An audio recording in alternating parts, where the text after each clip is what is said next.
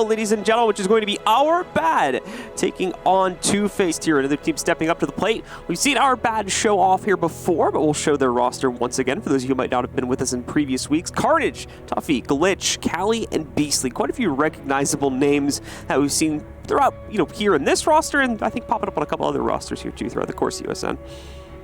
Yeah, definitely. We've actually seen them twice before. Once they actually ended up beating Rogue, which was a very impressive matchup, but they later on lost out, which is why they're back with us tonight. So we'll see if they can finally do it, finally send themselves to the closed qualifier. Carnage and Beastly, for me at least, two players you definitely want to be keeping your eye on in the match. We'll talk more about that in a minute. We've also got Two-Faced stepping up to the plate for the first time. We see a lot of these guys here on the mainstream for USN. It's Creation, Filthy, Dream, Creators, and Butters jumping into it. You guys catch up with some of the other tournaments that are going on. If you watch like Twitch Rivals the other day, for instance, we had a few of these guys. I think they were playing with Parker's team, if I remember correctly. So you may recognize some of the names from that. Dreams and Butters specifically are two that I remember, at least from the stream there the other day. Yeah, and actually they are the remnants of Dream Chasers, which we had on the desk previously. Yeah, that's right, too. We had them as well. So we'll be seeing them face off. We've got some nice individual skill popping up from those guys. So like we said before, it should be quite in my opinion, at least, we should have some pretty close matches tonight. Yeah, it should be really interesting. We've actually already seen some pretty interesting things on the desk, like the Pittsburgh Embers, which actually they ended up losing in this bracket as well this week. Yeah, they dropped to one of these two teams, I believe, right? Or I believe so. I can pull up the stats for you in just a moment. Actually, they ended up losing to Disrupt. Okay, so there you go. So it's on the other side of the bracket then, which is it's going to be one of our second matches today, by the way. We're going to see Disrupt go up against Team Boosted. We can talk about that in a little bit. We've got the map ban coming up for our first match here. Still best of one, as you guys, I'm sure, are aware of by this point. If you're not, well, as you can see below, it is best of one. So we don't need to dilly-dally too much with the vetoes. Let's get them all out of the way. Coastline. I mean, that is like the most picked map so far. It's four times. This will be 4 times in a row that we've casted Coastline. Well, I like it. So let's keep it rolling, Oh my God, we're like the opposite of LATAM. Like LATAM just doesn't play Coastline. America's just like, yes, Ibiza, let's go. It's a pretty I mean, we've talked about this plenty of times before. Like, it's a pretty straight shooting map when it comes to like what to do for it and whatnot. So it's a crazy map. Like, yeah, there's so many possibilities of what could happen. All right, let's get the community vote up there for you guys. Though we'll see who you think's gonna take this one, and it's gonna be Our Bad, 61-39, so pretty even actually. Yeah. Since Our Bad's definitely been on the field more. I think Our Bad is gonna be favored a little bit because they come from Challenger League and whatnot too. And they have Beastly. Yeah, and they've got Beastly on the roster, so they've got a little bit of reputational hype coming up behind them. But I wouldn't necessarily put Two-Faced too far behind in this matchup either. I think it's gonna be a pretty close one. So we'll see if that is indeed the case, or maybe I get surprised. Maybe one of these teams is able to crush their way past their opponent and into our third match of the evening. Let's find out if they're going to be able to do it as we enter the ban phase for our first match of the night. Well, I think that's the fastest we've gotten the game going, actually. We're rolling right through. Yeah, we're jumping right into it tonight. We don't waste any time here, you. No, we're going to have Twitch banned out, so taking away the gunner from the gunners. I understand. The yeah. the F2 is literally a cheat code, so... Dude, you don't even need a headshot. You just need a nice burst, and that's it. It's not a ban we see too often, so... Okay, Jackal coming out next. We've already talked about Jackal a lot, but, I mean, that Inox being able to track people's footsteps, very important. Makes roam clearing a lot easier. Plus, forces people to move, which is nice as well. We've got our defender bans coming out. In USN specifically, we've been having this weird trend of leaving Echo in the pool. It hasn't been happening as much in Pro League and some of the other leagues and whatnot, but just as I talk about it, hey, it gets banned out. So not going to be the case, at least not for the first map of the night here. Maestro or Mira? I'm going to assume. Mira? Probably Maestro, because it's... Ooh, no, Mira. God, I'm on one tonight. I was going to say, it was like the self-handicap ban, so maybe they would have left it in, but... Yeah, that's the hard thing, though, right? Because you're starting on that side. It's like, okay, do I want to pull this away for myself? Because I get to use it first, but then you have to deal with it. And also Twitch is banned. Like, that's true. That's a rock and a hard place. Oh, yeah, really. She would have been really powerful with Twitch being banned. Yeah. Makes Maestro really good as well. I guess Two-Faced is maybe not ultimately Two-Faced just playing into the meta at the end of the day, but maybe not feeling confident enough in their defensive side to want to try and take a risk like that. So you can't really fault them for it. So it still plays into normal trends and whatnot that we're used to. But here we go, into the first round now. It's going to be Hookah Billiards with Two-Faced, like we said before, on defense. Our Bad jumping onto the attack. The very aggressive lineup. All soft destruction, but again, what else do you expect from Coastline? You don't need hard destruction on this map. Particularly, I mean, on Hookah, you can use it. You can actually use it on Couch's wall. We saw that at the minor with Team 1, where they used Tabana to actually beat 92 Dream Team, now Luminosity, on that map, where they would just open the wall immediately and frag out smoke, which is exactly what we're going to see set up with Execration on smoke for Two-Faced. So that wall will get reinforced, you might expect. Besides that, of course, everything's going to look fairly standard here for the setup from Two-Faced, and we'll see if they try to do anything crazy besides this, like roam capability and whatnot. Filthy going to be out in the open with the Mozzie, trying to see if he can wrangle himself a couple of drones at the beginning of the round. Another drone for my drone army. He has very some of the small best, army, apparently. He has some of the best lines in the entire game, I'm telling you. He's they're just beautiful. He's like the scout of this game. Yes. That's the way a lot of people have made the comparison with him. Yes, it's great, dude. It's great. Yeah, but I will tell you one thing. Mozzie has become a lot more potent, and I think it's just because people are starting to figure out how useful his best launcher is. Being able to steal 3 drones away from the offense is kind of a big deal. They only get 10 of them, especially if your team counts drones and, you know, focuses on stealing away information from the offense. Might as well make it your own, you know? A lot of intel that can come from that. It gives your roaming presence a lot more power too, because then you can basically like drone your roamers on defense in to try and get kills and things like that. It's like a makeshift yokai, except obviously the yokais are more important.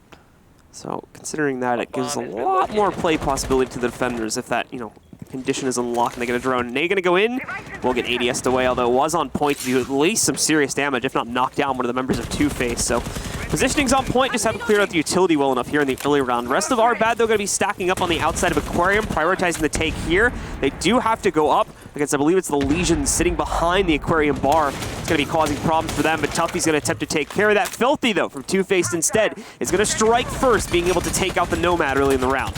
Well, extremely aggressive, as we've seen before, as Glitch will finally find a refrag, and it's going to be on to Dream, so no more Legion, no more Goo Mines you really have to worry about, except for the ones that are down. But other than that, slow going so far for our bad, as they're trying to just contest the hookah balcony. Kylie's going to take a little bit of damage off that in the process, though, and our bad so far have Aquarium control, which is usually required if you want to try and plant billiards, but it's usually the battle of where can you frag out of first, but this time it's going to be on the south side.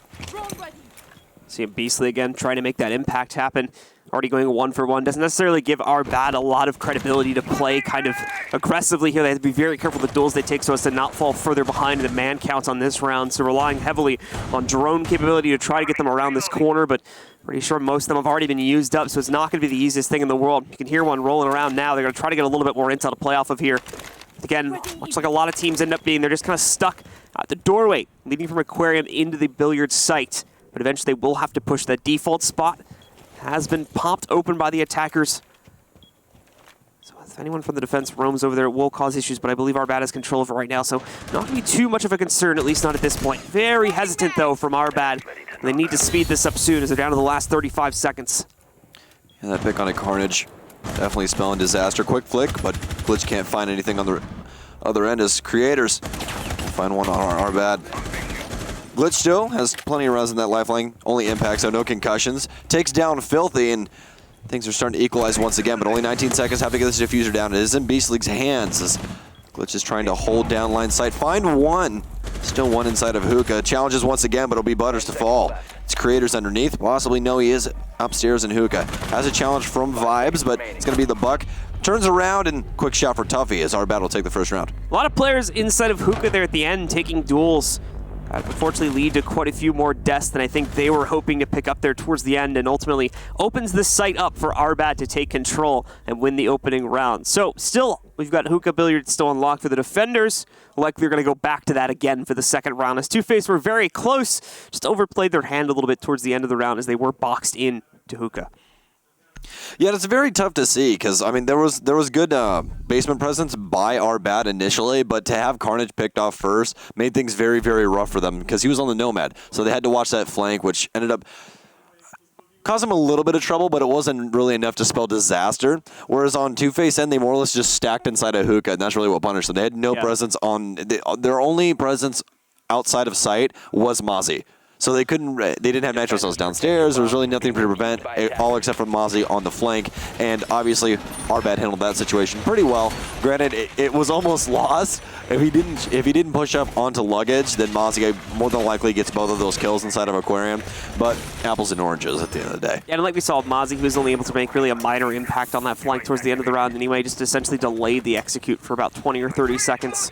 Nothing else besides that, so ultimately the stack here from Two-Face needs to fan out just a little bit more to hopefully take that timer down to its completion at 0 and give Two-Face their first round here. We'll see though as they are going back to that site, so we'll make a second attempt at that.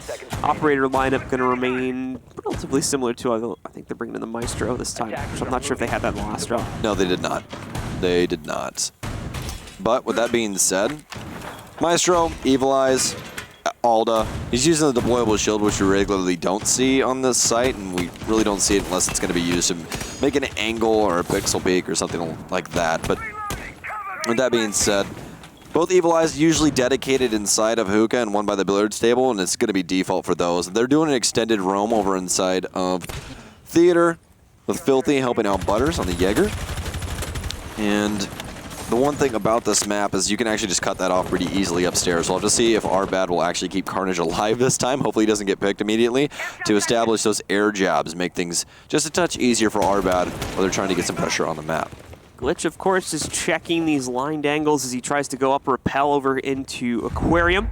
He'll be able to work his way in, gets a decent amount of damage off on a Mozzie as well, gets caught leaping over the main stairs balcony. So they are going to air jab that off, make sure the rotate can come in. Unfortunately, both the window and the door have been breached. They still have to be careful going inside of Aquarium so they don't get cut off by the player playing at main stairs from the defense.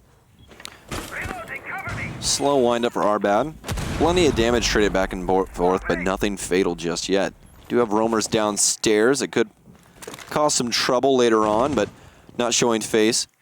Beastly actually still has Diffuser for this round as well, which, again, we don't see Ash with that too often. That's usually the last person that you want to have that.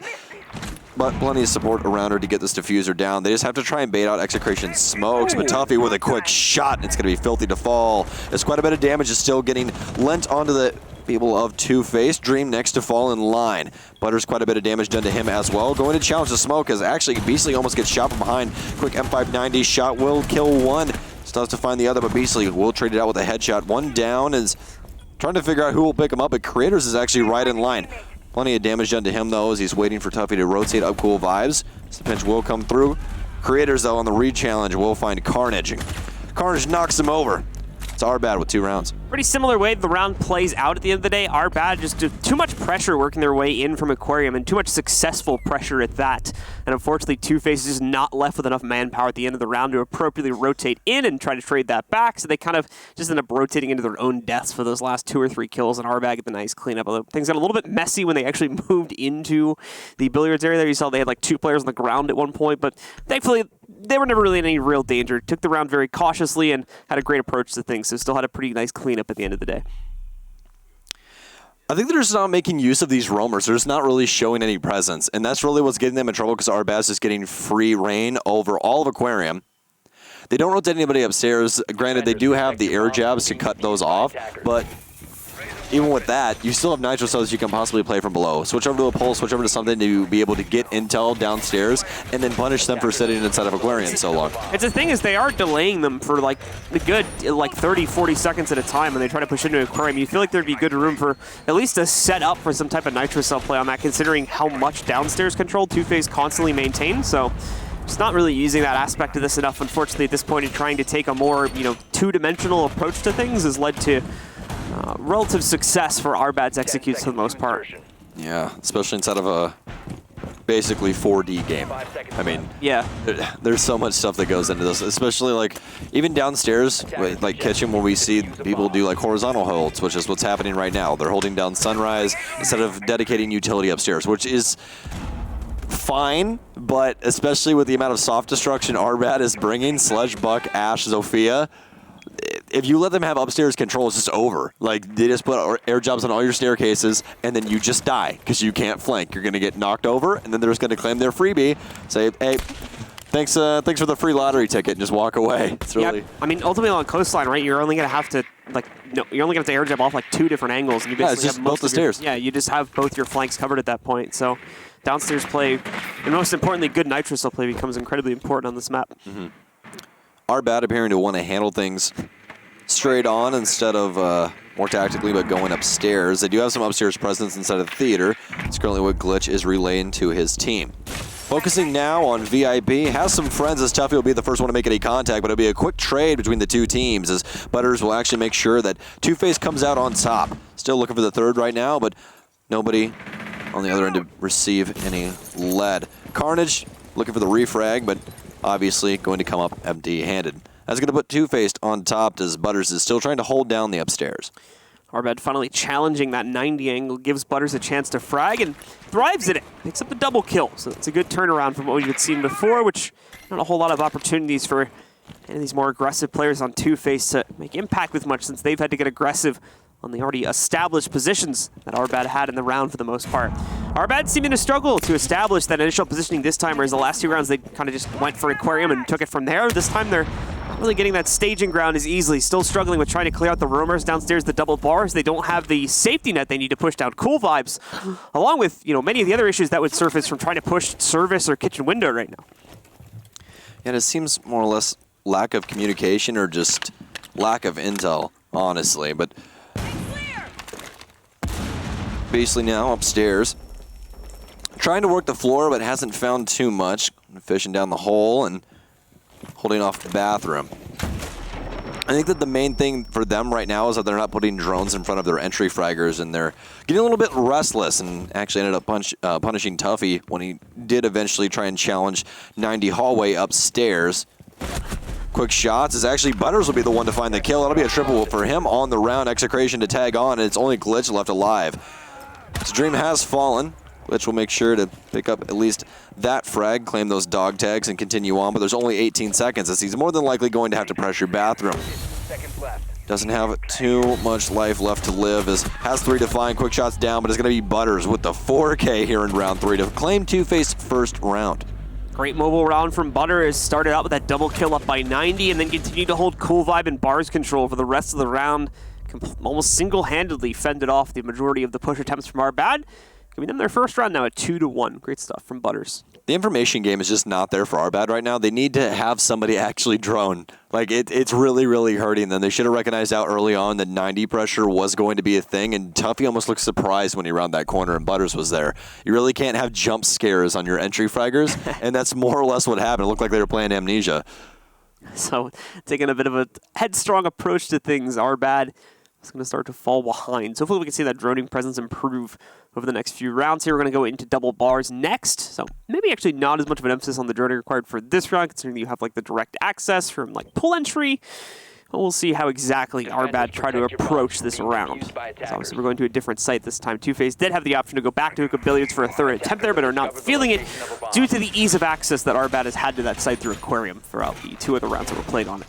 Yeah, it's going to be double bar, and we've seen it held a million different ways. That some people hold down kitchen, some people hold cross over by lobby next to Lamborghini doorway, but most of them do this. They're going to break open the wall into courtyard, as you'll see Dream doing some reconstructive surgery on that wall. Reasoning that you do that is so that you can watch Blue Bar by not being in Blue Bar. You can be literally anywhere. You can be upstairs, downstairs, in the kitchen making a sandwich. It doesn't matter. As long as you're able to get inside of courtyard, you're able to defend that area. So it makes it a lot easier for the defense, and that's why you see it broken open almost every single time that they hold this site. You're more than likely going to see, as you see Butters right now, holding over on the east side by Lamborghini doorway. He's going to do just that. Waits for the potential push to work its way forward, although not sure if he's going to get it anytime soon. Arbad seem a little bit timid to work their way towards that main door. They've got a good spread of players outside, pretty much all over the place right now. You see, they got players by the pool, they got players working their way up the main stairs window right there. A lot of different routes being taken here, so it's going to be a pretty split push to start things up, more than likely from Arbad, as they just try to take some map control at the beginning. plenty of pressure inside a kitchen right now from the likes of Maestro. Callie going to try and make a quick move, but realizes that the angle is not there. Still on drone, deciding if he wants to commit yet or not, and he will. And actually, he's going to be on the receiving end rather than the delivery. It'll be Two-Face starting off with 2 frags here in round number 4. Still trying to find some pressures are bad, but no refrag potential at all right now. And seems to be rock in a hard place. They do have top control, and there's no one upstairs to currently stop them, but Two-Face don't have to be too worried about it. How all the utility in the world downstairs to hold things off and stave out our bad for the rest of the round. Great catch by the defenders in the early round here. The Maestro specifically, no business being alive right now, but wins his fight regardless. Our bad already down to 3. It's definitely going to hurt the late round, although they did have a great chance to kill the player on Cool Vibes, missed it, so that smoke is going to just barely stay alive. Found success otherwise, though, by knocking out Creators, taking out the Legion relatively early in the round. But again, they're kind of stuck with upstairs control. Haven't moved it down too much just yet. Getting a little bit closer, finding a good duel to get some extra damage, I believe. One of the players on the inside of the site. This nade might finish the job off if it falls down, which it does, but unfortunately no success in getting the actual kill. So still stuck in a 3v4, almost a 2v4 at that point, and it does become it as Butters gets the confirmation on Glitch.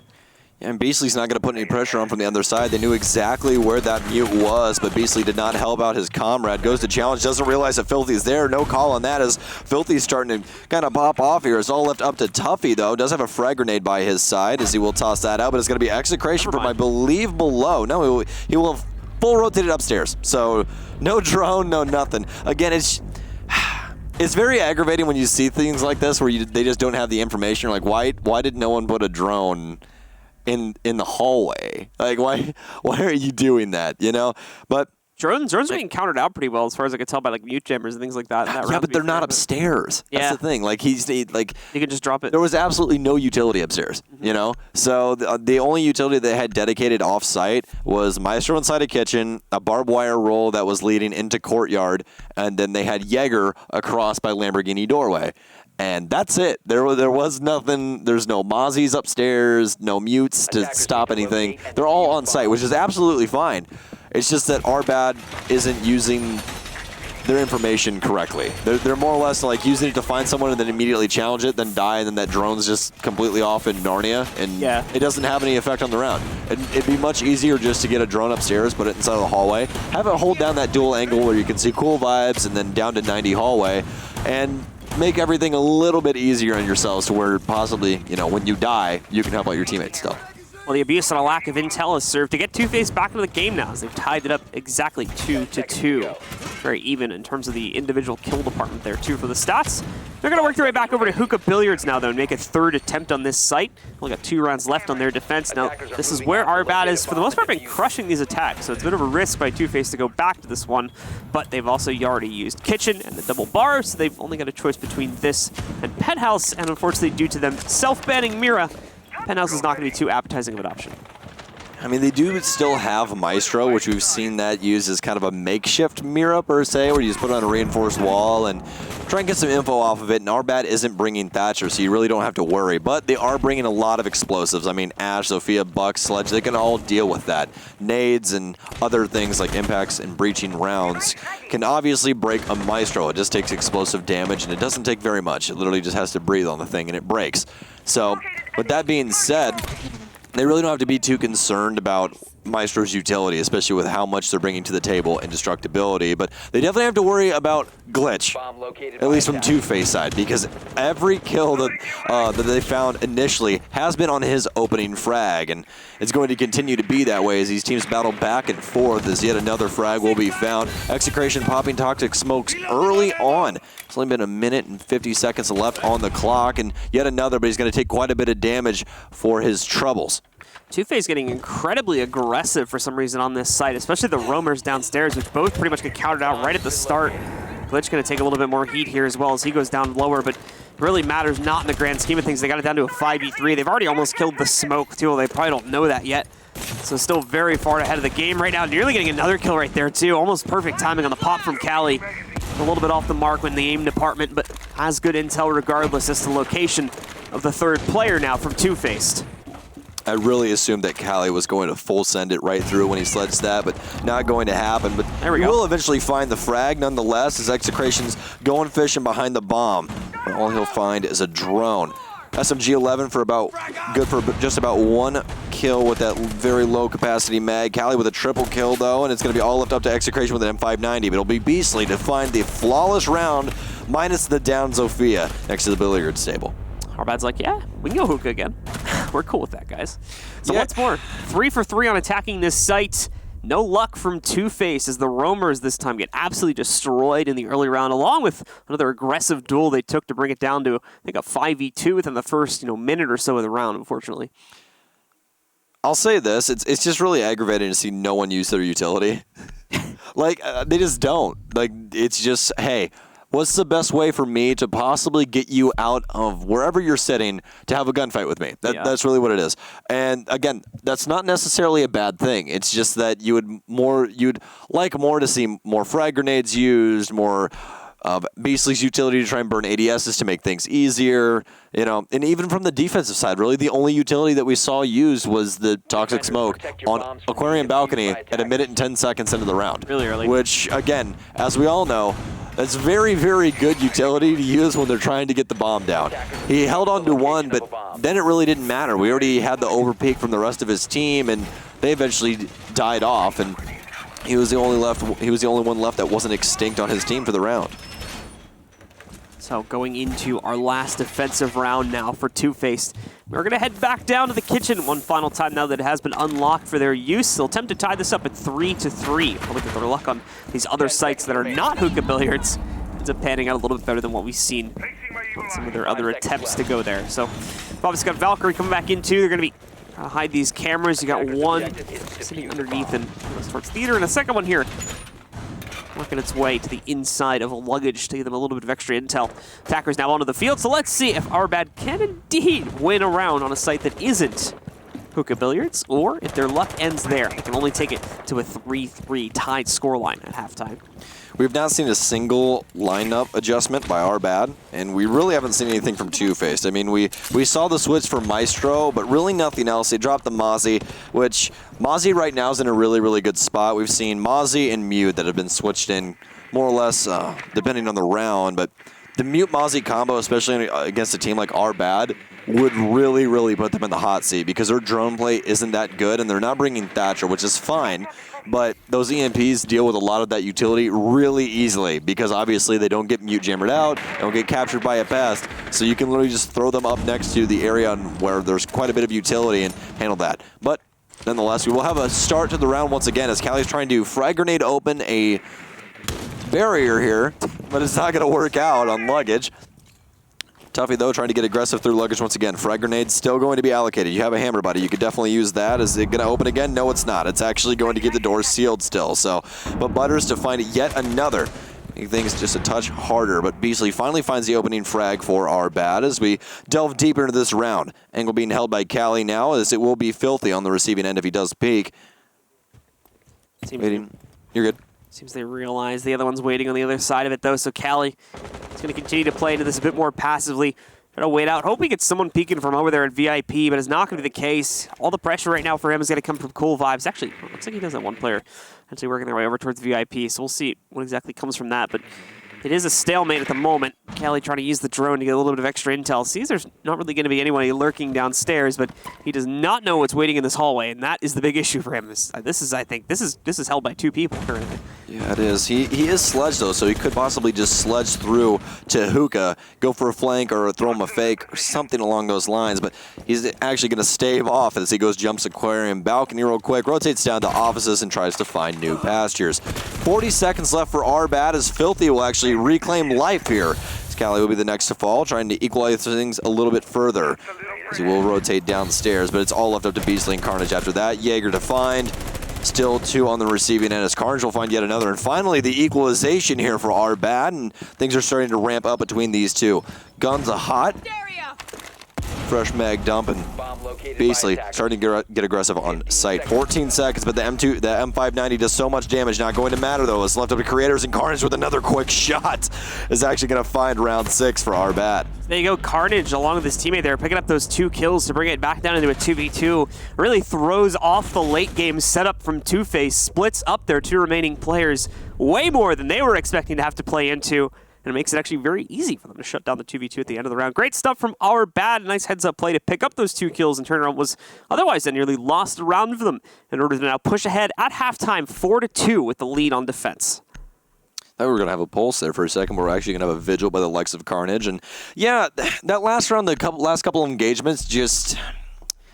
It's difficult because, especially from the defensive portion, you want to play closer together because you're already in the lead on ops, so you really don't want to give those remaining members of our bad ones, and by ones I mean one-on-ones. You don't want to try and make it to where they can just win their gunfight and then win their gunfight again, then win their gunfight again, and that's really what happened. There was really no utility usage by either side to try and switch up the round, which, again, it's perfectly fine, but as you guys can see, we never got a diffuser down. It was just, we just fragged literally everyone out of their mind, and I mean, hey, that is the way. That is the way of NA, and you got to respect it. You really do.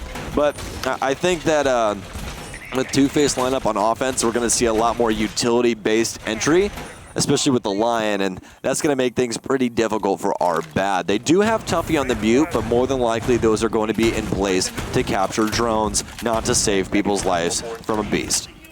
Should be noted too that 3 out of 4 of the rounds from our bad, all won from Hookah Billiards for their attack. So pretty reliant on that site in order to pick up a wins, but that tells us Two-Face are willing to play into it all 3 times. So Doc's gonna work her way out, managed to get a camera in the trees out there to get a little bit of intel on the Hookah balcony. There is not an IQ on the attack, so probably won't get spotted super easily. I speak for the trees, and they say stop throwing things at me. Butters is going to be down, though. As Callie's trying to get aggressive inside of offices. Has a little bit of sauce on him right now. Been having this shot pretty warmed up earlier on, and again, he's getting creative with things. First EE1D is going to be used. No, he's actually not going to win out the fight. Slips some bullets through the armpits of Creators, but Creators going to be right on mark. Butters only having 20 HP, though, as, again, it has just been updated.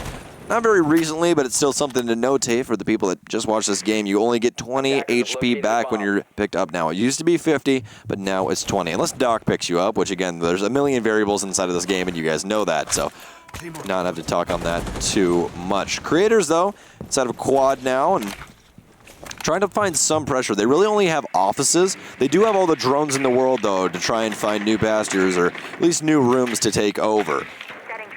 Got a good amount of pressure still working its way in from the roam game, though, for the defenders. They got to be careful of that. Filthy getting incredibly aggressive with the run-in on Sunrise Bar window. Nearly picks up the frag. It's not going to be able to get it this time, however. That was a very weird exchange between the two. Frag grenade going to open up the hatch, and nobody home currently. Glitch still upstairs, sitting in behind Hookah, obviously recognizing out that the hatch has been opened. So plays it close to the chest, but Filthy's already vacated the area downstairs. So this has made a fresh rotate for the likes of our bad, as Carnage still continues to roam around the map. He's going to find some of those tracks that are laid down by our new lovely lady inside of the comp scene, which is going to be Gridlock. They're so loud. Oh my god, they're literally everywhere. They're literally everywhere inside of Aquarium. It's like an infestation, but Butters will be the first rat to peek his head and claims a life here. Our bad down to 3 now on defense, but also less than a minute left. First plant attempt going to go down. Should be stopped by the toxic grenade. A 1-to-1 exchange, though, follows that. Another EE1D charge going to go off. Should be the last one for the game. Brings it down to only the smoke, and he won't survive very long. Creators takes him out. Two-Face to pick up a response round, and we should be tied again now, or very close to it, excuse me, at 4-3. Those initial EE1Ds made me think that nothing was really going to happen with it because they were using them just to hold Jaeger down inside of offices, but they weren't putting any pressure on him when they did so, which makes that absolutely useless. It's like throwing 3 stun grenades into a room just to stun the room for a couple seconds, and you're just like, hey, guess what? I made you see white. Like, haha. This lineup is literally just like intel, soft destruction, and anti-room. That's all they're bringing to the table here now. They're just trying to be like as annoying as possible with this lineup. It's a hard knock life, Blue. All right, it's like Especially with the Dokkaebi, man. Dokkaebi Lion, like that's just... I mean, also, like, it's hookah billiards again, right? Like, you know the common spots defenders are going to play into. You've got Lion for anybody that tries to go, like, you know, that tries to go crazy on you, and then for everybody that's just sitting in default spots, you have Dokkaebi to handle that. So as the attack, you're thinking, like, from an intel perspective, you can't lose this attack anymore. In complete honesty, if I'm Two-Face, I just stack Hookah Balcony and shove the hell out of it because there's no lesion. There's nothing to stop you, dude. Like, they have barbed wire, sure, but you literally have Ash. So you just, like, breaching around the bottom of the door, it breaks the barbed wire on the other side, and then you just pop the call, drop the EE1D, jump the hookah bar, and just kill the guy that's playing behind hookah bar. That's literally it. Then you have sight control. The only thing they could possibly do is nitro cell you, and that's it. But traditionally speaking, the person with the nitro cell doesn't play in Sunrise. They play over in offices, so you can just 2 million IQ them and just rush hookah. That's all you get. That's all you got to do. It's like my ranked games right now. Just rush forehead, like. We'll see what Two-Face can bring to the table to hopefully work this strat into their favor. They're going to put a decent amount of presence over towards offices early on to counteract that roaming presence. Not so much on the rush train, however, over towards Hookah Balcony. It's looking like they're a little bit behind schedule on that. Wanted to delay that at least until the next attempt on this site. Train's already left the station. Yeah. We are going to see the usual drone just to get intel on the inside of Aquarium here. Should be able to catch the... there's actually no behind bar, excuse me. Saw the silhouette incorrectly. He's on the other side behind the billiards bar instead. So Aquarium is free for the taking. They'll walk right in. Butter's going to lead the pack of our bad. Their possible hellfire here is the Turret Man or Maestro with that Alda waiting in behind the reinforcement. Waiting for any possible contender, but no one wanted to step up to the plate just yet. Filthy is starting to do some reconstructive surgery downstairs. Might catch a challenge from Cool Vibes as we see one man rotating down, but it's going to be Glitch upstairs. Alda, that rings true as we always see. Challenges through the floor, but it's going to be Callie to find his first mark. Glitch picks up the second, but Execration there for a trade a second later. First EE1D scan charge going to move in. Doesn't really catch a whole lot, though. Arbad still stays strong in a 4v3 situation. Two-Face also working primarily with downstairs control at this point. Not going to be able to leverage a whole lot from that without any EE1Ds popping off. And Tuffy's still playing close to the chest on those Cool Vibe stairs at M590 up close. Definitely a killer. Doesn't take too much. Actually, he's going to be using the SMG-11. Cancel that. I apologize. The hollow sight really threw me off there for a second. But going to be Carnage on the flank again, and we might have a complete recreation. No, we're just going to have a quick frag. Filthy with some pretty decent trigger discipline, actually. Did not want to take the gunfight through the bars. Rotates up on main stairs as he recognizes out that, well, Carnage is as good as dead if he turns around, so it really doesn't matter at the end of the day if I make noise. 54 seconds left on the clock. 2 EE1Ds still in hand by the likes of the Lion, as well as some logic bombs. Nothing really found by Arbad here except for those 2 kills. Still have plenty of utility to hold things down. Frag grenade to follow through. Quick shots from Callie. We'll find one through the smoke, but Filthy to refrag. Challenges with the skeleton key, and it's going to be a quick cleanup here for Two-Face with that skeleton key. It's going to be Buck to win out the round.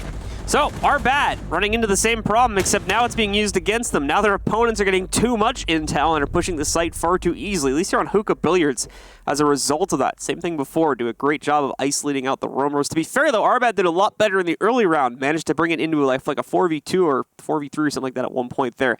So managed to do a much better job of trying to keep control there. Unfortunately, got iced out by, I believe, the Buck, who managed to find their Jaeger in the mid-round there. Took him out, and then the execute itself became a lot easier for Two-Face from that point forward, just using, again, those EE1D and phone call combination to just pretty much push the site without, just getting all the intel for free. Mm-hmm. I think the main thing is that the roamers literally aren't doing anything. There's not. Like, they walk up to the tracks and they just go, oh, there's tracks here. Interesting. Do I want to walk on these tracks or do I want to break these tracks? I don't really know. I think you need to almost get somebody with impacts. Play Vigil. Play Alibi. Play somebody with impacts, and then you can literally just counter out Gridlock. You just throw the one impact, it breaks 90% of the tracks and makes it to where you have a path. Or get something with a suppressor as your secondary, and then just tap the tracks away because it's very, very quiet. So there is ways around her. She's not the end-all, be-all. You cannot roam. You cannot cross the bridge. It's over. Trying to think, Gandalf the Grey. That's what it was. Seems like an impassable barrier right now. You shall not pass. Yeah. Seems like an impassable barrier right now, though, for our defense, at least for Carnage on those wraps. So we'll see if Arbad can adjust. If not, it's Two-Face making a bit of a run right now, 2 rounds in a row in their favor. But same as Arbad's success, it was on hookah billiards. So now they're going to be tested on a different site this time, as they'll have to go for the kitchen attack for the first time so far this half. All right, well, slow wind-up once again from Two-Face, but we've kind of come to expect that as they're more or less leaning on that utility of Lion and Execration with those logic bombs to find forward progress. You have quite a bit of map control as well, as Arbad has alleviated most of the west side to the likes of Two-Face. Do have Beastly on the pulse now, as well as Tuffy with the Valkyrie and Callie with the Alibi. So plenty of utility dedicated towards information. Callie, more or less half and half, is, you know, it is just required for Two-Face to more or less mess up and shoot one of those fake versions of herself. One you want to be leaning on, though, is going to be Beastly with those possible nitro cells, and a hell of a shot from Callie from downtown. Haven't seen a shot like that in a little while, especially with those holographic sights. So we are going to get a good amount of downstairs control for the attackers originally, but the loss of the buck hurts their case. They still have a good amount of control in the overall kind of oval of this map, as they've been able to isolate out lobby and the office. 2 of those track stingers. Besides this, of course, Butter's still having to check it every so often just to be safe. They've got Execration in position outside of Kitchen and Sunrise as well, ready to commit to this push, as it does seem like this is going to be the main route they use to get themselves the inside. They can hug the left side of this doorway, and then hopefully make their way in and force the plant here. And we'll see, because unfortunately those insight defenses haven't really been dealt with too much just yet. And they've only got 1 minute and 10 seconds left to get this diffuser onto the ground. I was going to say, I know slow and steady wins the race as usual saying, but it can also lose you the race, as we're seeing with Two-Face right now. They're all just sitting, holding angles, and it's more or less punishing them as they have stalled out. Butters has rotated back to actually go for a flank here. We'll meet Alibi, but Alibi's going to read it out. MX4 Storm by Callie's side could prove to become a nuisance, or at least a thorn in the side of Butters, as he challenges once again, knows exactly where he is. Quick snap, and he will down his opponent. Claims a kill with the pistol, but immediate refrag, and it's not going to be on to Butters. It'll be Execration on the receiving end instead. Still 3 alive for Two-Face as they're trying to work their way down to site. Another EE1D, but it's glitched to start things off on this full-on take to site. Carnage to tack on, and it's all left up to Dream outside. 20 seconds left. M249 Saw. Very good weapon, but 3 armor, 1 speed.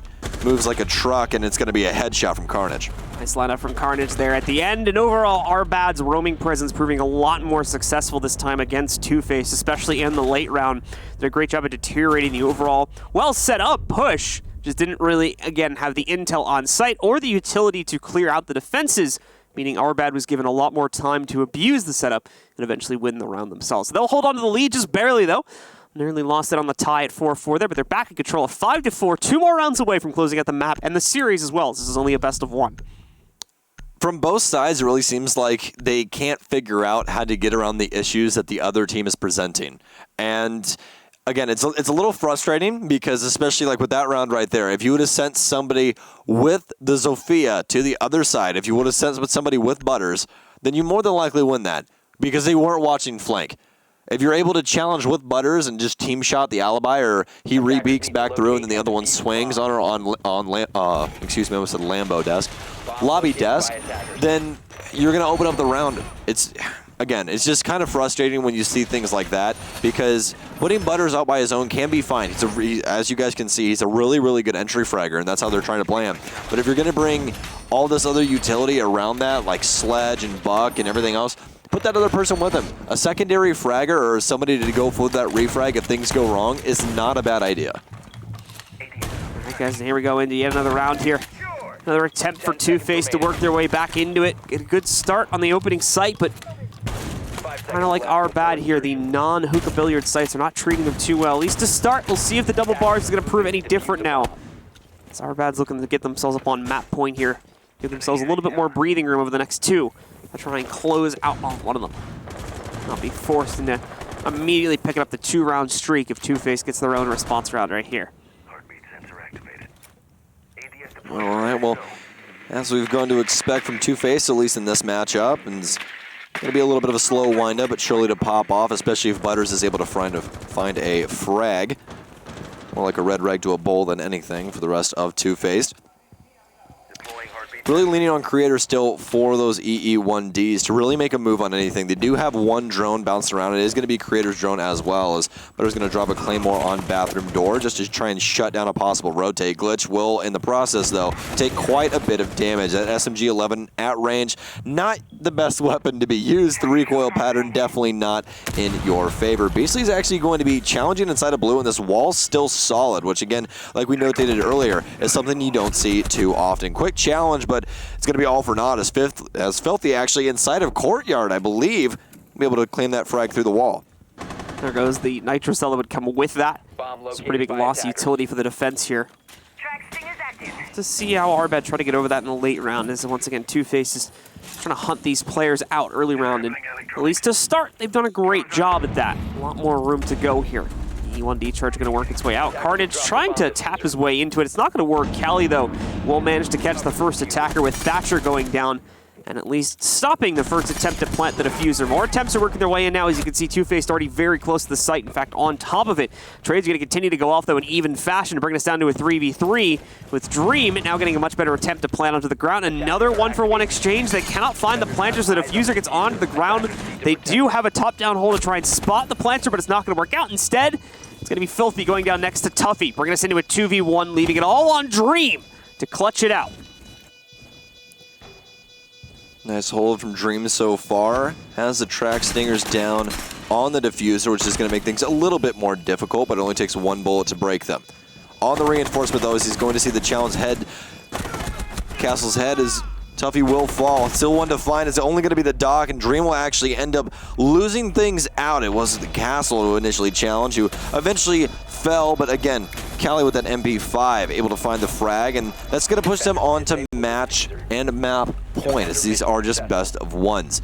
With that being said, though, Arbad had a really good strat for what they wanted to do and how they wanted to handle the situation initially, but the issue is that it's more or less on Two-Faced, because after that post-plant situation, I feel like if he would have held the more aggressive angle, things would have more or less went in his favor. That M249 saw is really good, just because of the clip magazine. So you're able to reload really quickly, as opposed to Capitao, which takes longer because he has the bag magazine. So again, it's only like the little things are really punishing Two-Face on their offensive fronts right now, and with just these little adjustments, I really feel like they could be in the lead right now, because it's between the two teams. It's more or less like, okay, this is their main concern, but there is no real adjustment to try and handle that situation. Like as we saw with Arbad on their attacks priorly, where they just really didn't have an answer for the roam game. They're more or less getting punished off of not droning effectively, and it just wasn't working out for them. But it's more or less flipped the script on Two-Face, where Two-Face is more or less falling in the same strikes. Yeah. If you look at the stat department here, things are incredibly even between the two teams. You've got two very independent leaders in the frag department, Cali, Glitch, Butters, and Filthy for the two teams respectively. And then a bit of a drop-off, but even the other 6 players very even on the scoreboard right now. So the two teams are not that far apart when it comes to the overall fragging capability. Just at the end of the day, executes are favoring Arbad a little bit better, both on the attack and defense here, as they've now gone off-site. Once again, that was the same problem that Arbad was running into on their own attack, but they got over it. They picked up that extra round eventually. Found the one on Kitchen at the end of the half. Two-Faced have yet to do that, so we're running out of time. We need to see them do it right here, right now, and the good news is it is going to be on Hookah Billiards again, which they also have a good record on. Well, we've seen some fantastic performances so far with these gunfights, but again, it's going to be Arbad to possibly lose out the match. This is all theirs to win right now. Two-Face has to battle back, so nothing to lose for them. Their current seeding, everything to gain. We are going to be working some drones downstairs, which again, this is actually good. We're going to have 2 drones going this time, trying to do some quicker work, as Butters will make sure that Aquarium is clear, but he's going to get captured by the man we were talking about earlier, Mozzie. You got to respect those little triangles that pop on the screen, folks. Stop holding W. Make sure you don't get those taken away, because you only get 10 of them, and it makes things very difficult. Filthy going to be showing just how good IQ can be on this site. You can destroy literally every piece of electronic from downstairs. Was that cassette threat, which is the elite scanner instead of the regular wrist scanner. But upside down rappel now for Dream, as Seeing if anybody can possibly challenge him. Very tight-knit group here for Arbad, as it's more of a colony than anything, as Dream will claim 2 lives on the upside-down rappel. The first EE1D rings through. They do still have Smoke, as well as Tuffy and Carnage still up, so plenty of utility still to be had. 2 Nitro Cells, as well as 3 Smokes, can definitely hold this down. But they need to try and at least shut down a possible flank from Two-Face. More than likely, they will be sending troops on the back end. A lot of damage to be found in the early round, though. Jaeger and Maestro as well getting knocked out. Nearly a third being found here. Mozzie gets put into a hot spot for a second, but he is able to wiggle his way out of it. Problem is, a lot of pressure still going to be working its way in. Another E1D charge working its way out from the attackers. Still trying to get aggressive on this angle. Moves forward. Yeah, we'll find the IQ pickup. Starts to battle it back a little bit here for Arbad. Another toxic grenade going to go off against the wall to try and hold off, and so far they're doing a good job of that. Tuffy back over to Cool Vibes, finds the next pickup too. Those smoke grenades still holding off the attackers, although it's not going to work forever. Butters finds the next exchange. They'll attempt to go for a plant. Beastly kind of tunnel vision into trying to kill the trying to kill the planter, and as a result of that, Dream will be able to move in, pick up the last kill on Tuffy, and Two-Face, they stay in it. They pick up one more round. It's challenging a little bit too aggressively, and they're not challenging together, which makes things a whole hell of a lot easier for the offense. Because, again, you already know somebody's going to be overlooking the person putting the diffuser down. They're just going to be like, hey, you can go put that down all by yourself and possibly get shot in the side of the head. I'm going to be over here by the bar. That's the area I want to be. But, again, Two-Face on their offensive fronts, it's more or less just Arbad, just allowing them in. That's really it, because there was plenty of utility to deny that. They could have rotated somebody downstairs, especially after they killed the Lion. You know that more than likely no one else is downstairs. There's probably going to be somebody out on the double. There's probably going to be somebody holding down diffuser from Aquarium as the man's trying to put it down. Run down to Blue Bar, throw a Nitro Cell up. You don't even have to blow it up. You can just set it under default and then rotate back to confirm that somebody's there. Blow it up, get your free kills. You already have diffuser down, then you can handle the rest of the situation. It's just that it seems that both of these teams would much rather use lead instead of utility. Which is, again, that's fine. That's fine, but it's really causing some trouble for both ends. Well, we'll see if Two-Face is able to bring enough lead to the table here in order to take this to OT. If not, Arbad will have to hold off Kitchen one final time now. That's why they brought Maestro. Yeah. It's all the lead you need. It's not really lead with him, though. Well, I mean, it is a lot of lead, actually. What do you think about the Alda? What is in a bullet, Blue? Well, I was going to think the evil eyes. They're like lasers. They're not really lead. You telling me you got frickin' sharks? They're like laser beads? They're like palladium or something. I don't know. Attached to their frickin' heads? I don't know. What's a laser made out of, like, elementally speaking? Elementally speaking, it's light. Is it? Yes. It's just a very concentrated piece of light that actually does something. Yeah. It just messes. So you're probably right. Yeah, so a laser is... What's light made out of, though? I'm not God. I don't know. What? Dude, Maestro's not even real. Do you think a yokai drone is real? No. This is like a tiny drone that sonically screws your head. Like, listen, drones are really loud. You ever flown a drone before? Have you seen the suppressed like propulsion that yokai drones have? Yeah, it's just concentrated like drone noise. It's like what? Drones are really loud to me. Like, dude, they really are. Like, no, but as you said though, Maestro is really all the lead that they're going to need, and that's more than likely how they're going to use him. We really haven't seen anyone dedicate themselves to cameras on the defense either. They have set themselves up to try and shut down the penthouse/theater take, and they're going to be playing Beastly underneath, which could spell disaster with that Nitro Cell if placed correctly, but he's going to have to more than likely wait for somebody to sit still. They do have a prep hole made. Is it going to find anything? It will! Butters on the receiving end. Explosive finish to that man's life. Carnage trying to tack things on, does quite a bit of damage, and he will get paid back for his due diligence. Creators, though, with Cali, comes out on top. Equalizing just a little bit. Carnage is taking plenty of damage. They do still have Beastly, but it's going to be a drone hole kill for the likes of Creators. Once again, equalizing. Arbad still do have Beastly, though. That pulls, even though down a Nitro Cell, can still be extremely useful. A cardiac sensor allowing you to see through the floor makes it to where you can possibly coordinate your entire team, at least flanks and everything else, or really what have you. Looking to try and get rid of that Claymore, but it might kill him. Don't step into that, Beastly. We don't want to see you die just yet. Still need to be challenged on site, as we haven't had any site presence from any member of Two-Face. Gotta do the Claymore shake. Run in, trigger, run out real quick before it blows up on you. Very high skull maneuver, but not gonna see it this time though. Still down into a 3v3. Both teams incredibly even in their approach to this. The attacker, it's Two-Face. Look for a route in. Running low on time in order to accomplish it. Good anti-roam established, but all right, they're past that phase of the round now. We need to see them get onto this site, and soon. They're not even close to it. Another E1D charge going to go in, but no pressure really on the defenders. Not much of a reason why they would have been caught moving during that, so it's going to be a wasted charge for the most part. Now, we'll see them try to execute primarily through kitchen door, as far as I can tell now. Here's the push from them. Quick plan attempt. Creators gets the opening kill, but there is going to be a Nitro Cell that's tossed back in. It doesn't make its mark, though. And now the plant going to make it onto the ground. Two-Face's execration picks up another kill. It's all going to be on Beastly, really, to try and bring this back. Finds the first, gets a second, another 1v1. Dreamers left on the other side for Two-Face to clutch it. This is not an easy angle for him to play into, though. Not only that, but look at Beastly's HP. This has got to be an instant headshot if he wants to win it. Gets the spam out from his opponent on the gridlock, but it's not going to be enough. Dream still has the better angle at the end of the day. And Two-Face picks up the round. We go to OT. Finally able to bring it back, but not before two of Dream's co-conspirators fell in pretty handed fashion. I was surprised that Beastly won those out, especially against the IQ. Very lucky enough that IQ does have a sweatsuit on, though, or at least sweatpants and everything else, because she was literally sprinting across the entire map to try and find anything, man. Going for a jog. Yeah, really. She really, really was. So I don't know if it was late for a Pilates class or really what was going on, but nonetheless, it is going to be overtime for us here between Arbad and Two-Face.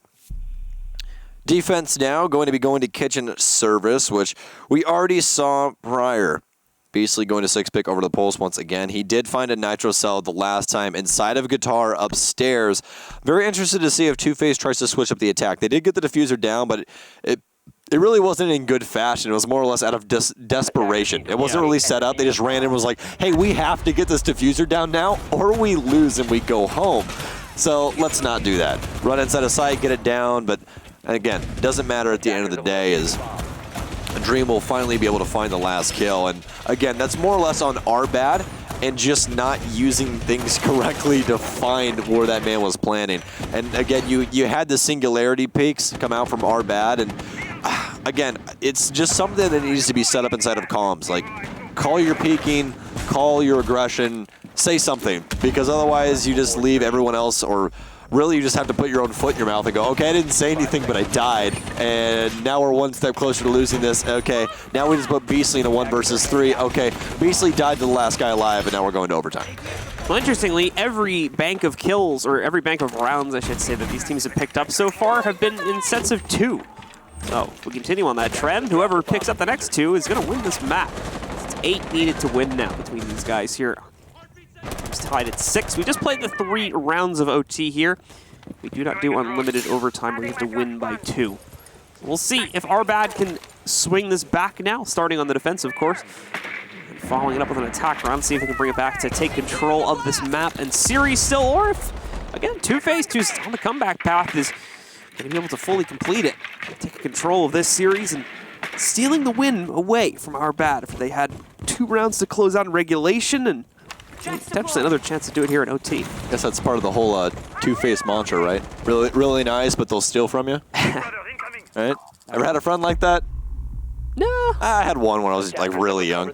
He stole my Pokemon Leaf Green, dude. Stole my Pokemon Leaf Green. Unforgivable, that is. Yeah, just like Beastly stole that man's life and then Dream traded it out. So, equalized on life, at least for the time being. Carnage still up, and we've seen him perform on Jaeger before. Could spell disaster for the offense if they allow him to freely reign, but it'll be Butters to answer the call. Peering down to the floor now, and really nothing to find on these really, really tight-knit angles, and poorly established.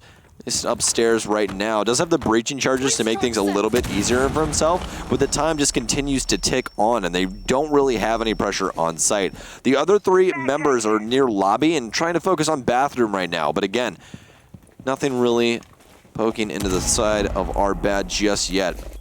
They more or less have the exact same operators up as they did the last time, and basically could be the one to possibly change things up. He does still have that, he does not have that nitro cell on hand anymore. Did not claim a life with it, but doesn't really matter. Does still have the cardiac sensor. EE1D will detect Tuffy. They all know he's inside of Sunrise now. This should be their main focus point. If they're able to frag out Tuffy, this makes things a whole hell of a lot easier. Pre-fires through, but Execration to find nothing. He's got to know this man's laying around. It's a 50-50 shot. Do you challenge left? Do you challenge right? Where could he possibly be laying? You got to make your decision right now. Didn't see the elbow. Goes to challenge, and he gets actually a nice flick from Execration to end Tuffy's life. Another EE1D to make things even more hard. Glitch laying down behind a box of tomatoes, but Butters to find him. It's going to be two-faced round unless Beatley has anything to say about it. Then Ump, not the best for these situations, has to try and find this headshot, but he's going to drop low, and it's going to be Creators to claim the round.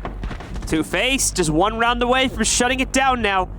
Very good stuff from them. This attack continues to show success for this roster, especially on non-hookah billiard sites. Much like we saw from Arbad, though, so we're going to have to see where this goes for potentially the final round of the match, as now it's Two-Faced with control of the ball game, and only one more round separating them from victory and a spot in our final match of the night against the winner of our next match.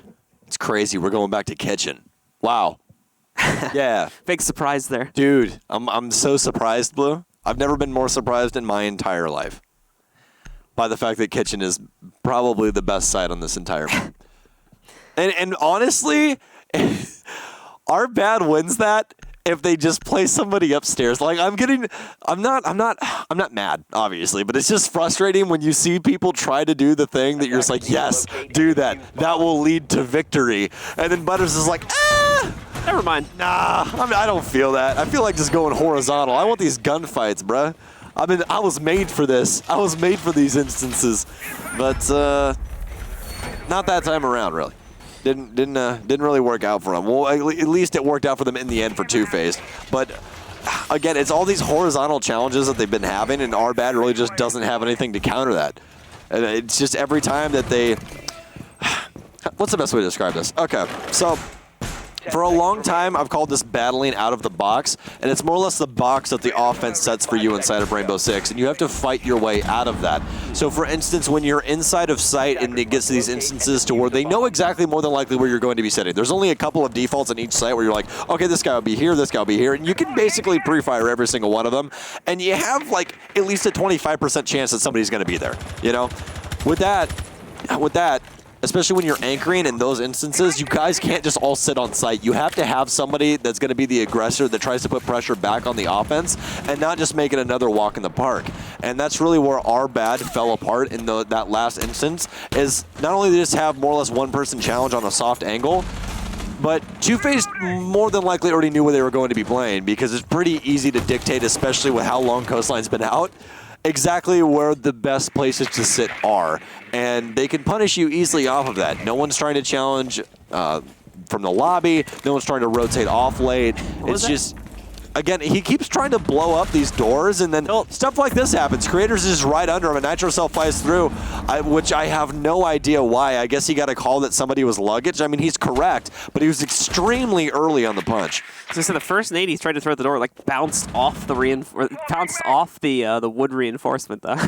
So it was a little bit weird to that, because I thought it would go through if you hit it with the grenade. But let's be respectable and not talk about it, because I just feel for him. Oh, Tuffy's going to be on the receiving end of something absolutely terrible. It'll be Creators a challenge. Can he possibly find the third? No, he will go down on main stairs, and this is starting to look pretty damn even between these two teams. Beastly's taking quite a bit of damage, and Tuffy's taking just a touch, as an MPX is basically a marshmallow shooter. No possible way to save Creators right now. No one's gotten aggressive on main stairs as his man continues to crawl for his life, but somebody can probably sense the blood trail in just a second, and yes, Glitch will be the one to answer the call. Minute and 10 seconds left on the clock, and this is the time last time where we saw Two-Face breaking open the ceiling, but it appears that Arbad is just way better at it, as they only did have the Zofia upstairs the last time with breaching charges to really do anything, but plenty of angles established for Arbad. Being able to cut off these rotates of Two-Faced is a massive thing. But as we can see, they're more or less still sitting on site, which is what we talked about earlier, whereas where you get into instances like this, They more than likely know where you're going to be sitting. They're going to check that. So being smart, though, is Filthy as he rotates over to the only area that is non-destructible. Shotgun to challenge. Will it find anything? No, it'll be Glitch with a quick headshot to find his double kill on the round. As Dream has rotated off, he's over inside of security, so this could be a good thing. He might be able to clutch up if he's able to rotate through courtyard freely, because it appears that Arbad wants to prioritize kitchen. All on full mag, as well as Filthy is still playing inside of sight. They haven't been able to find him just yet. It's actually going to be delivery. So Dream could definitely help out with this situation. Those pre-fires through. Actually, it's going to be the diffuser to fall. Tuffy to rotate through. Dream's actually going to choose the wrong pathing here. Could get challenged on kitchen door. Diffuser hasn't started going down just yet. Glitch to finally find it. Buck's looking the wrong way, though. Glitch has to stick it. Dream 3 armor 1 speed. Isn't going to have the time. Oh, no, he can't find it through the metal bars. Glitch finally goes down as Dream's able to clutch things up, and it's Two-Faced to claim lives. Drops the GG before he diffuses, and nonetheless, Two-Face with a victory. Two-Faced pulling it off at the end of the game. 4 rounds in a row for them. Beautiful stuff to bring it back and take us to 8-6 as the final scoreline for the matchup. Big congratulations to them. We are going to see them move through into our final match of the day as they steal this victory right out of the hands of our Bat, who had the lead and the chance to close it out back at 6-4, but failed to do so. Well, don't you feel good about being correct? You said if we have one more team go 2 rounds up here, they're going to win. Two-Faced did that, and it means our teeter-totter of 2 rounds to 2 rounds to 2 rounds falls apart. Actually, well, it actually worked. Well, no, because it was 4 at the end. Oh, wait, yeah. They claimed 4 in the end. Yeah. Math. Don't do math live. Never do math live. Never do math live. Never do math how live. simple it is. 1 + 1? Nope. Nope. Not thinking about it. I don't know the answer. I don't know it either. Must be 3. So never do math live, Chad. We'll move swiftly past that point and talk a little bit more about this game, which turned into, like I said before, we expected a close one, and that's exactly what we got. As we'll take a look at some of the replays from it as well. But it was close for bad reasons. Yeah, that's fair to say. You know, it was close because both of these teams just did not want to adjust a single thing. In their well, they adjusted their lineups, but their style of play to try and counter each other was just not there. Even on their offenses was like, hey, is it 15 seconds left? Yeah, we should probably get this diffuser down, don't you think? Okay, cool. Let's just rush the site and hope for the best. A lot of teams that were like perfectly okay to kind of like sit around and run the timer down and not use utility or anything like that, and then just end up in a big execute at the end of the round in like a 3v3 or something like that, essentially, which it didn't always seem like the best way to play it. And made the end of the round kind of relying just on, like, you know, whoever had the best aim ultimately, which is, yeah. You think that sounds normal, like, especially if you're coming and watching the stream from outside of Siege, but it's not. Like, it's really not. Normally you're supposed to have way more intel on a team before you go for an execute like that, and the attackers, we just really weren't seeing that a lot of the time. No, it was more or less, let me face check this, possibly get a challenge. If I get a frag out of it, cool, but a lot of the times people were punished off of that and just ended up putting their team in really bad situations, man. We saw a lot of times where 2 people would just face check and get fragged out by the same guy, and that's not really helping your team. Just not helping your team out. A little bit more drone play, as well as just a little bit more lenient on utility, I think would help both of these teams out. Granted, we saw it throughout this entire game. Both of these teams obviously have players that are very, very good at gunfights, and that's fantastic. That's a good starting point. But there's always room to grow, and I think that both of these teams could definitely use a little bit of leniency on utility. Nonetheless, Two-Faced is going to win out this back and forth game up until their 4-round streak, which found them in the victory panel, or at least for the victory game between our teams later on. But we are going to say bye-bye to our Bad for the evening.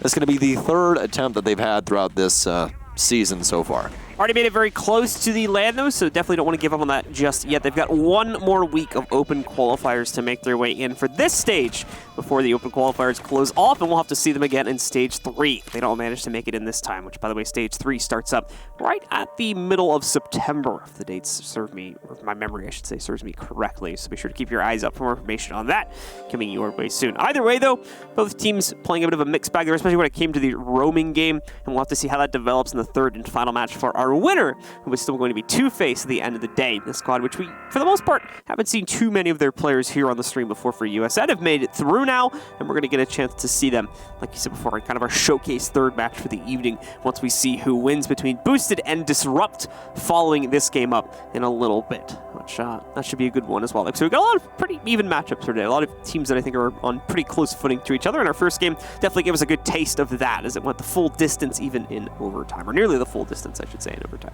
So our interview is ready, but education time, chat. Give me that single cam. Give me, yeah, education time. Are you ready? Einstein called these energy packets photons. These are now recognized as a fundamental particle. Visible light is carried by photons. So therefore, photons makes up light. I said photons. Science. I said photons. Einstein. Check the VOD. Check the VOD. Blue's smart. Look at him. He also is just up at like 3 a.m. checking stuff. What are photons made of? Oh my God. Okay, interview time. Get him out of here. Get him out of here. Give me back on camera. Give me my interview. Let's talk to him, man. We're gonna be talking to Filthy. How's it going, my friend? How are you? I can't hear you, bro. You can't hear me? No. Guys, can you fix that? Hold on 1 second. Can you hear me now? I can hear you now. Hello? Hello? I know stream can hear me, so this is going to get very awkward for a second. They're going to fix that in just a sec. But we have Blue back for the time being, so can't hear you. Your mic's still turned off. You just got me now, chat. It's over. You got to deal with Stokes for the rest of the evening. Maybe Hello? You know, oh, there we I was going to say, maybe I can say nevertheless about 50 million times more and just tilt everyone. It'll be fine. It'll be good. Okay, never mind. I was going to yell again, but they turned me back. Don't do that. That's why I had to check it real quick. It goes, like, you have to remember how loud I turned production up on my headset, so you like break my ears. To be fair, if our audio is set up properly, if we yell, it shouldn't be that loud, but I don't want to test it. Filthy with a triple kill. So it is set up loud then. Or it is set up properly then. Okay, cool. Because it's basically, it tops out at a certain level for your noise. So you can't actually be that loud, like no matter how hard you try. Filthy is goated. I don't know. All right. Well, at this point, really, again, I really feel like the utility usage is something that just needs to be talked about with that match. You know? Yeah, for both teams. Really. Yeah, I feel like if both of them work on that, then everything will be okay. And we're going to get Filthy back on so we can possibly talk about it. Filthy, can you hear me, my friend? Hi. Hey, now you can hear me. Nice mic, man. It's glowing. That's fantastic. That's really, really cool. Thank you, bro. I appreciate it. Yeah. Anyways, just got some questions for you. Might have some questions for you later, depending on if you can win this next game, which, as I know, you already think you can, but we're going to get that figured out. We still have to come to a conclusion, you know? Okay. So, with this lineup, you guys came from Dream Chasers. Now you're on a new roster with some new faces. How are you guys feeling about it? I feel like all together, we're all, pretty optimistic about it. I just joined about a week ago. And like the environment is just amazing. Mm-hmm. I got a bunch of guys that are hungry, and they want to get better. They want to prove themselves, mm-hmm. and we've been putting in our time, and we're gonna keep putting in like the grind, and we're gonna keep working. And I mean, what can I say? Butters and Dream and Execration. He's been a mentor, and we just picked up creators literally just a day ago, and we're trying to hit off on all cylinders. I just want to say that I have a great team, and I'm pretty optimistic about it headed into CL quals, so I think it's gonna be pretty exciting to see. Awesome. Well, you might be able to bag a LAN visit here. If you can win through the closed qualifier if you guys can get through this first step of that. But besides that, I have one more question for you, and then we'll get you on your way so you can possibly do some review or whatever on the next team. So with your guys' current lineup, especially on Coastline, you guys opt for a lot of really aggressive plays, but you let people more or less go off on their own tangents. They more or less go off on their own section of the map, try and claim land, and you guys haven't really yet started to rotate people around the map when you guys face issues. So internally right now, how are you guys handling decision making? Right now, we know it's a process, especially being new together. Mm-hmm. Obviously it takes time to mesh and communicate with how we want to do things, how we should adjust, how we should adapt and rotate. I think that's going to come with time. I mean, we got 2-3 weeks till CL quals, and I feel like it's going to get cleaned up. But we're feeling pretty optimistic. I mean, we've beat some pretty good teams in the relay quals for practice, and we're just going to keep building on that. And Did you say Rayleigh? Yeah, Rayleigh. Filthy no, dude. You're from America. You got to say it right. I'm sorry. I apologize, but dude, everyone in North Carolina is going to be like, what did this man just say? Just say Raleigh. Raleigh. There you go. Raleigh. Okay. Raleigh. There you go. You got it. Okay. Okay. But yeah, I'm saving you. It's okay. I appreciate that. We use that as practice, and we're gonna try to use this as practice as well. Obviously, the goal is to make the LAN. So we're just gonna keep practicing, keep getting better, keep working with each other, continue to grow. So I feel like overall we're pretty optimistic, and we're excited for what's to come. Well, fantastic, man. Well, hopefully we get to talk later on if you can win that next matchup and get to that closed qualifier. So we'll see you a little bit later. All right, brother. Thank you. Have a good one. Peace. Nice guy as always. I actually met him at the minor when they were playing there. Well, were they playing there? No, they weren't playing there. They weren't. No, they were just there. Filthy was just there. They were hanging out. Yeah. He was just hanging out. So. All right, well, it's time to talk about our MVPs for the matchup. I've got mine, and it's Butters. Oh, we picked the same MVP. Why do we always do that? We broke the rule. We're not supposed to pick the same one. He didn't tell me. Messed up. Big mistakes. So Stokes? Mistakes were made. Who's your MVP? Mine is Butter. Butters 2. He's Butter. Butters V2. Butters 2.0. Butters 2.0. My, which means mine's better. That's just how it works. The original is always lackluster. That's not the saying. Yeah. I don't think so, but we'll just leave it at that because that's going to be the end of this match. Butters, we'll get to see him and the rest of their roster play in a little bit of time, folks. But for now, we're going to head to a short break and we bring it back to you. We've got our second match of the evening coming up between Disrupt and Team Boosted right here from the West Coast qualifiers at USN. Photons.